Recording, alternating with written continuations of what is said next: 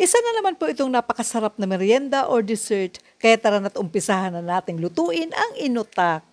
Gagamit tayo ng gata in can, evaporated milk, condensed milk, mix lang po natin hanggang mag-well combined lahat.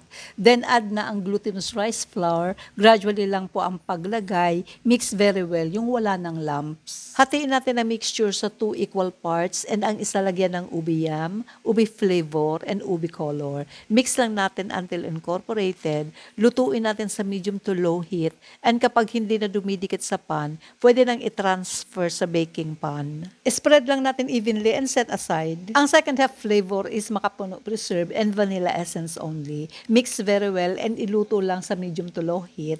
Kapag hindi na dumidikit sa pan, okay na yan. And ilagay na sa ibabaw ng ubi flavor and spread evenly. Sa toppings, gagamit ng coconut cream and condensed milk. Let it boil and pag malapot na ng konti, ilagay na sa ibabaw ng kakanin. Bake to 190 degrees Celsius for 25 to 30 minutes or until bubbles and golden brown ang toppings. And after 30 minutes, luto na, let it cool, masarap ang baon at pang dessert, kainan na!